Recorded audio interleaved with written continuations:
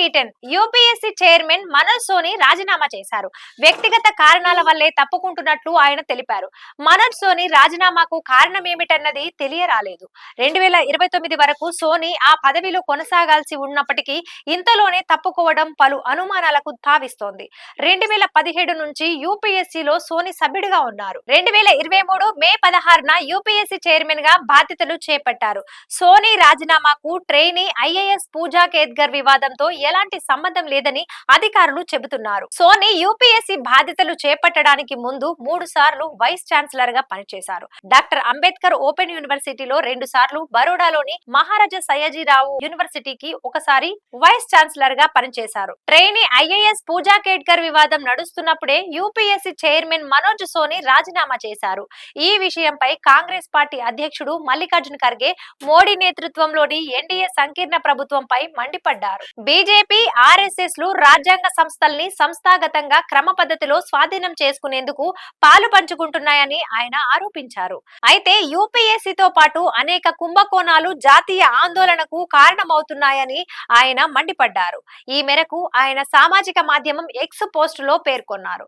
BJP, RSS లు క్రమ పద్ధతిలో భారత రాజ్యాంగ సంస్థలను సంస్థాగతంగా స్వాధీనం చేసుకోవటంలో మునిగి తేలుతున్నాయి. దీంతో వాటి ప్రతిష్ట, సమగ్రత, స్వయం ప్రతిపత్తి దెబ్బతింటున్నాయి. యూపీఎస్సీతో పాటు బహుళ కుంభకోణాలు జాతీయ ఆందోళనకు కారణమవుతున్నాయి. ప్రధాని మోడీ, ఆయన సిబ్బంది, మంత్రులపైన ఎలాంటి ఫిర్యాదు లేకుండా క్లీన్ ఉండాలి. కానీ కుల, వైద్య ధృవీకరణ పత్రాలు నకిలీవి సమర్పించి అర్హత లేని వ్యక్తులు అర్హత సాధించి వ్యవస్థను మోసం చేయవచ్చు. తొందరగా అయిపోయే విధంగా ఫుల్ ప్రూఫ్ వ్యవస్థను సమర్థించవచ్చు. ప్రభుత్వం పాల్పడిన ఇలాంటి చర్యల ద్వారా సివిల్ సర్వీసెస్ పరీక్షలకు సిద్ధమవుతున్న లక్షలాది మంది ఎస్సీ, ఎస్టీ, ఓబీసీ, ఈడబ్ల్యూఎస్ ల లక్షలాది మంది అభ్యర్థుల నిజమైన ఆకాంక్షలను అవమానపరిచారు అని ఖర్గే తన పోస్ట్ లో పేర్కొన్నారు. యూపీఎస్సీ చైర్పర్సన్ తన పదవీ కాలం ముగియడానికి 5 ఏళ్ల ముందే రాజీనామా చేయడం అన్నది విస్తుగొలిపే అంశం. ఆయన రాజీనామా చేసిన విషయాన్ని నెల రోజులు ఎందుకు రహస్యంగా ఉంచారు?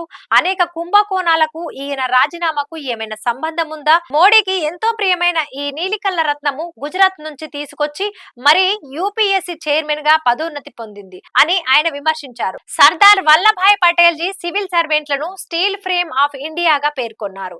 అయితే పాలనలోని ప్రతి అంశాన్ని నియంత్రించడానికి మోడీ ప్రభుత్వం చేస్తున్న తీవ్ర ప్రయత్నం దానికి తూట్లు పొడిచింది. దీనిని అత్యున్నత స్థాయిలో క్షుణ్ణంగా పరిశోధించాల్సిన అవసరం ఉంది. అలా చేస్తేనే యూపీఎస్సీ అడ్మిషన్లలో ఇటువంటి మోసపూరితమైనటువంటి అవకతవకలు భవిష్యత్తులో జరగవు అని ఆయన అభిప్రాయపడ్డారు.